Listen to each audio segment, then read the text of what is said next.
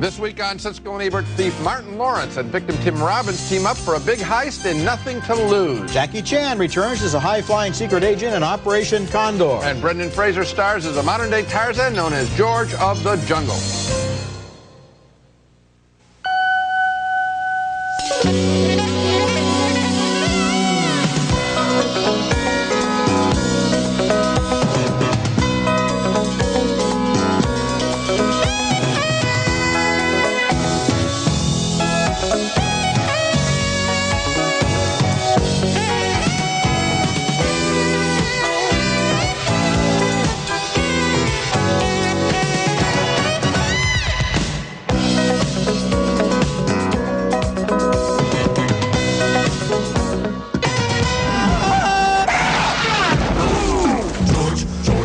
Of the jungle, strong as he can be. A jungle boy grows into the clumsy Lord of the Swinging Vines in George of the Jungle, the live-action version of the animated TV show and one of the big summer movies we'll be reviewing this week on Siskel and Ebert. I'm Roger Ebert of the Chicago Sun-Times. And I'm Gene Siskel of the Chicago Tribune. They only made 17 George of the Jungle TV shows in the 1960s. They were from Jay Ward, the producer of the Rocky and Bullwinkle series, and all I remember is the theme song, George, George, George of the Jungle. But from this flimsy material, the filmmakers have fashioned a pretty funny movie. Here's the running gag, should I say the swinging gag, about clumsy George, who comes to the aid of a cute heiress and her obnoxious fiancé as they hunt for a legendary white ape.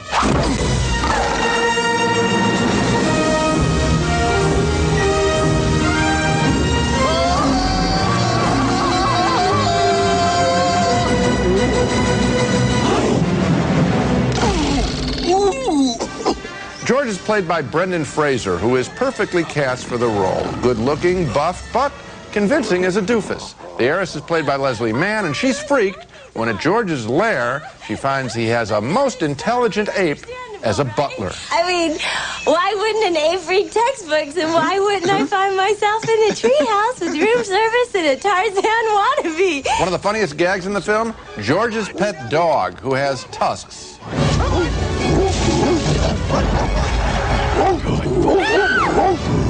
Come on, boy, come on! Good boy, Sam, come on! Sit. Good boy! Does every gag work? No. Does every swinging vine gag work? No. But the film does have plenty of good cheer. George, watch out for that!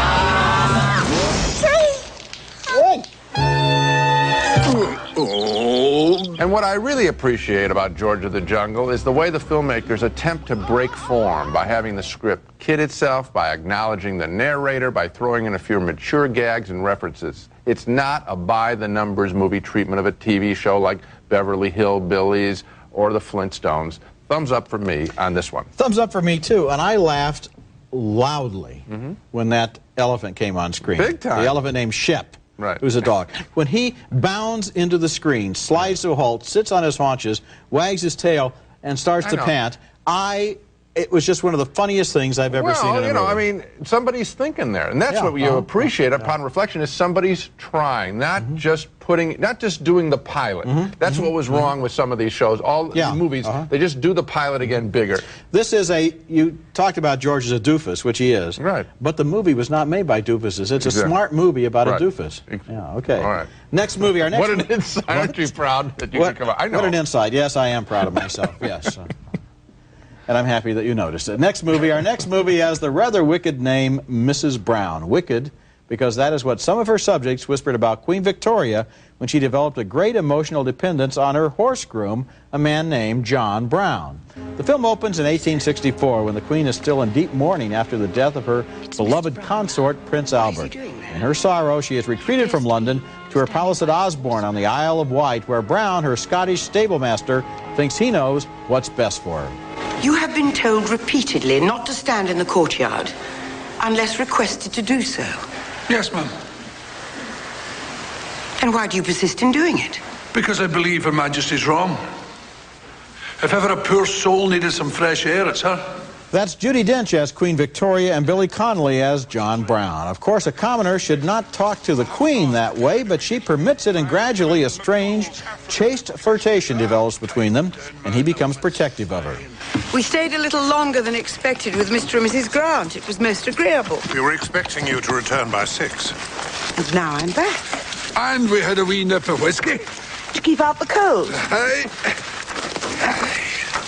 Thank you, John. The Queen's son, the Prince of Wales, resents the way this man, Brown, has taken over the royal household. Well, I'm sorry, but I really do think it's intolerable that the gentleman of the house should be dictated to by a servant. It's the Queen's decision. Beg your pardon? Mamma? I think you should go now. You've tired your mother enough. Gossip spreads throughout the land. The Queen hardly knows her own mind, they say, until this Scottish commoner makes his wishes known. The Prime Minister, Benjamin Disraeli, journeys north and confronts Brown, who is concerned for the Queen's safety. It's danger. I keep telling them, but they don't see it. They're not as watchful as you. Too busy thinking about themselves. The greasy pole. No loyalty.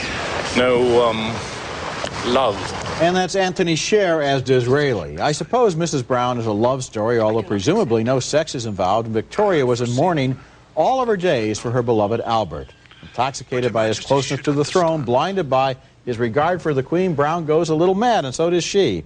Mrs. Brown is a fascinating character study and an early candidate for big-time Academy Award nominations. Absolutely, Roger, and certainly a candidate. Not forget it, it's going to make my top 10 list. It's going to have to be a record year if there are 10 better films than this.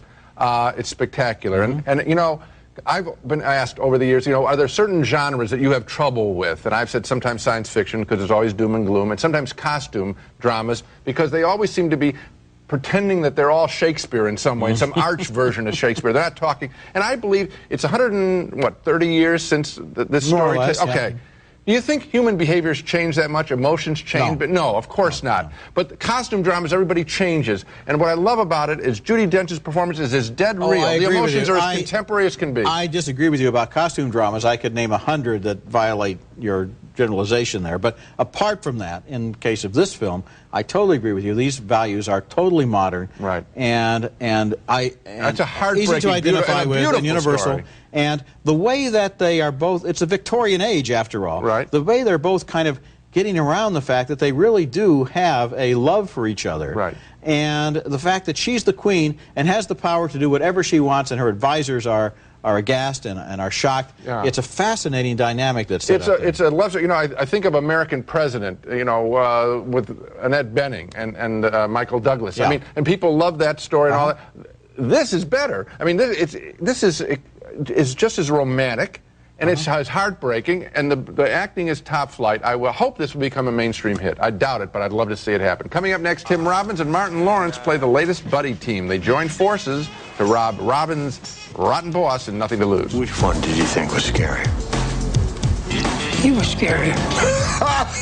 Really? You were scary, too. Oh, come on, you're just saying that. You don't have to lie. Car, keys, wallet, now. Helen Keller, I'm talking to you. Boy, you picked the wrong guy on the wrong day. Come on, there's a truck right there. Tim Robbins having a bad day there, playing a carjacked advertising executive, depressed over the thought of his wife's affair with his boss in the new comedy Nothing to Lose. And he's also depressed as he's being mugged by petty thief Martin Lawrence. But then they both have an idea. Join forces to do some really big-time thievery. Here's the way Robbins makes the pitch. What do you know, Lanky? I know. You go for the big score. One robbery, you're set. News flash, Big Slim. People with big money, they protect it. So you do a little research. Tim Robbins plots to rob his ad agency boss, who keeps a lot of money in a safe, but other thieves want it too, and they can shoot straighter than Martin Lawrence. Here's some of the film's more forced comic byplay. You shot me. I'm sorry. You don't say you're sorry when you shoot someone. You say you're sorry when you step on someone's toe or you accidentally break their glasses. A good sight gag? When the other thieves threaten Lawrence's life. Don't touch the sheet, please. Don't. No, don't move. Move. Gotta move the hand. I really don't think you should be moving right now. I think you're moving. I saw Nothing to Lose about 2 weeks ago, and I haven't thought about it for a single moment since I saw it. It wasn't unpleasant to sit through. Now, is that damning a film with faint praise? Okay, but that's my review. Just faint praise, thumbs down for me. I give it faint indifference. In fact, I give it active, enthusiastic indifference. This movie was a waste of 2 hours of my life, and it had some good, talented people in it. Well, that's the Tim surprise. Robbins, That's the surprise. Tim Robbins obviously catching a paycheck because this isn't the kind of picture that he normally this gets is the involved same in. director who did the second Ace Ventura picture, and here he's got a couple of gags that kind of work, and then he has all of this really misplaced social commentary that belongs in a different kind of picture, and by the end of the film, utter indifference is, I think, the appropriate response. That's what we both reacted to. When we come back, Jackie Chan survived some incredible stunts in Operation Condor.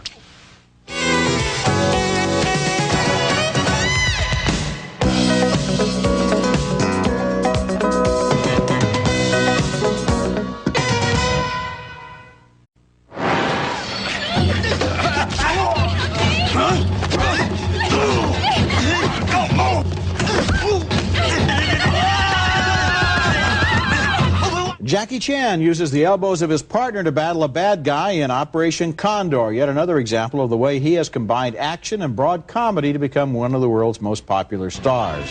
This isn't a new movie. It was released as The Armor of God 2 in 1991, but this is the American premiere, and Jackie Chan's movies are more or less interchangeable. This one is a good example of his work.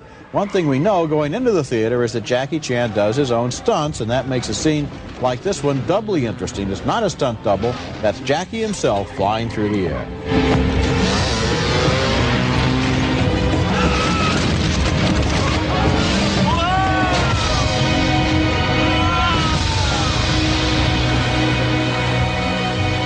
The plot is pretty goofy, involving Nazi gold buried in the North African desert, along with this convenient wind tunnel that provides a great prop for an extended action sequence.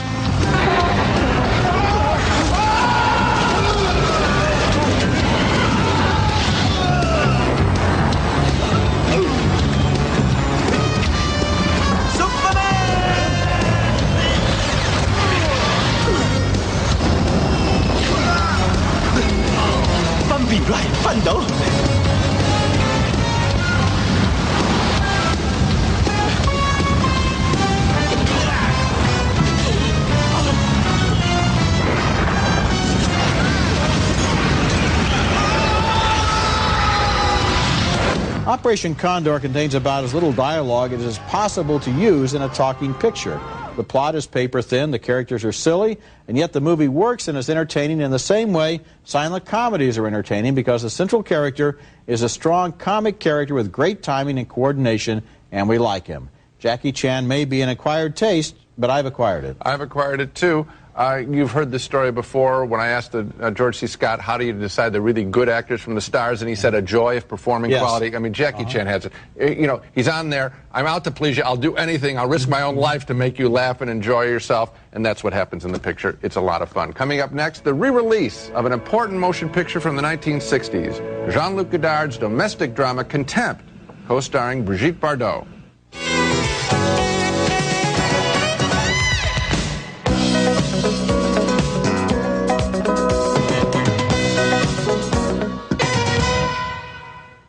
Our next film up for review is nothing less than a masterpiece, I think. New Wave French director Jean-Luc Godard's 1963 film Contempt, about life and work, about marriage and the movies. Michel Piccoli stars as a screenwriter who has his eye more on his paycheck than on his attractive wife, played surprisingly well by Brigitte Bardot, who proves here that she is a true actress and not just a sex kitten. Her character isn't happy about being dragged along to the Roman villa of a lecherous Hollywood film producer played by Jack Palance.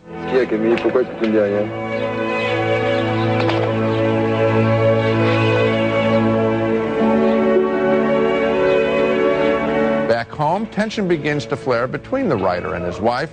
This is handled in a totally credible, measured way. Pourquoi tu pensais être pensif? Figure-toi que c'est parce que je pense à quelque chose. Ça t'étonne? Later, on location in Capri, the writer makes another decision that essentially sells out his wife to the producer. Paul. You mind if your wife comes along with me? Est-ce que ça vous ennuie que votre femme vienne avec nous? Non, pas du tout, vas-y, Camille. That is a powerful moment. Contempt is also very wise about the world of filmmaking, featuring no less than the legendary director Fritz Lang as the director of the movie they're all working on. It's a version of the Odyssey, and Contempt makes very clear that you don't have to be a Greek legend to go on an epic journey. Each one of us does so with our everyday lives. Let me put it directly.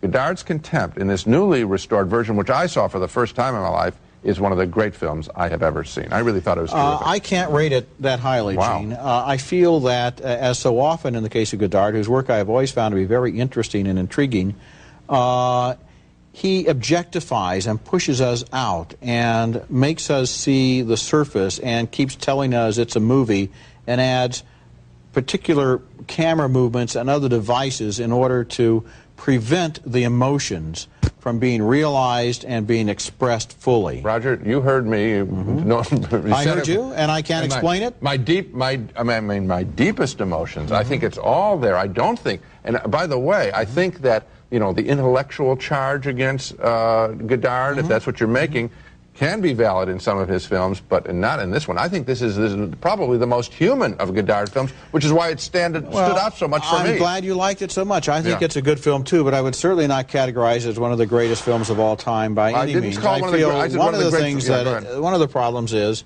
Fritz Lang is an icon. It's wonderful to have Fritz Lang in the movie, but as a performer, he is rather disappointing, and Jack Palance, as a matter of fact, sticks out like a sore thumb. The original casting would have been Kim Novak, Frank Sinatra. That might have been interesting. I'll tell you that Palance, for me, was dead on. I didn't find him sticking out at all. And Lang has some wonderful things about, you've always got to shoot the movie. There's a great moment there, and I think he delivers that line very well. When we come back, my video pick of the week, Kenneth Branagh's stunning version of Hamlet. Murder most foul. Hey, Nestle Raisinets. At the movies or at home, Raisinets. When Kenneth Branagh's magnificent version of Hamlet was released late last year, the good news was that it was a full-length, uncut, complete version of Shakespeare's play. And the bad news for some moviegoers was that they had to sit there for all 4 hours of it. I found it exciting and absorbing, but I know some moviegoers are simply too restless for a 4-hour movie, and so the video version of Hamlet, which is being released this week, will give them a chance to hit the pause button every now and then, just as the original viewers of Shakespeare's play at the Globe Theater could take a break between acts. Branagh starred as the troubled Prince of Denmark in a drama staged on a magnificent set, including a throne room lined with mirrors, allowing Hamlet to literally ask himself one of the most famous questions in literature. To be or not to be? That is the question. Whether 'tis nobler in the mind to suffer the slings and arrows of outrageous fortune, or to take arms against a sea of troubles and by opposing end them. This is one of the greatest of all Shakespeare films, and it's my video pick of the week. I liked it too. And now a special program note. 3 weeks ago, Roger and I reviewed a movie called The Last Time I Committed Suicide, about Beat Generation icon Neal Cassady, who inspired such writers as Jack Kerouac, Ken Kesey, and poet Lawrence Ferlinghetti. Time is now, and now is all we have. Well, I liked the film, but Roger said he found it to be a major bore, and our conversation ended with this impromptu challenge.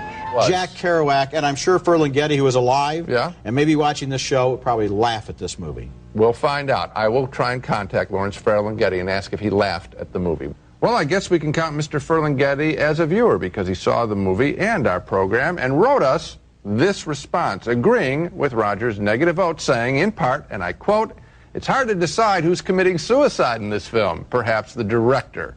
He goes on to say that the actors playing Cassady and a pal are too clean-cut and seem to be from the wrong class. In real life, he says, Cassady was the son of a Skid Row working stiff, and that the film, and again I quote Mr. Ferlinghetti, is a ludicrous comment on the whole heterosexual part of the Beat Generation. And it's signed, Love and Kisses, Lawrence Ferlinghetti. Well, first of all, it's great to hear from you, Mr. Ferlinghetti, and don't worry. Roger's been wrong about movies before, and he's now in very distinguished company. I can't claim to know the truth of Neal Cassady as you do, but as a movie, I found the specific portrait of Cassady as a man who couldn't commit to a woman as quite provocative. The hard-drinking, hard-writing life and that kind of behavior are not exactly strangers in history. I enjoyed the lead performances by Thomas Jane and Keanu Reeves. I enjoyed the last time I committed suicide, and also your letter. Well, Mr. Ferlinghetti, I'd like you to forget everything that Gene just said. All he did was just recycle his original erroneous review. And you and I, especially you who knew Neil Cassidy, and I who know him through the character Dean Moriarty in On the Road, the wonderful book by Jack Kerouac, will treasure that memory and not allow it to be tarnished by this latter-day, weak recycling. Now let's take another look at the movies we reviewed this week. 2 affectionate thumbs up for the goofy George of the Jungle with Brendan Fraser as a likable ape man. 2 very enthusiastic thumbs up for Mrs. Brown with strong performances by Judi Dench and Billy Connolly. 2 thumbs down, though, for Nothing to Lose, which has its moments, but not nearly enough of them. 2 thumbs up for Jackie Chan's combination of stunts and broad comedy in Operation Condor. And 2 thumbs up for Jean-Luc Godard's Contempt. Gene thinks it's one of the best films ever made. You can check our votes and hear our reviews of recent movies at our website. The address is www.siskel-ebert.com. That's it for this week. Next week we'll be back with reviews of more new movies, including Harrison Ford in Air Force One. That's next week. And until then, the balcony is closed.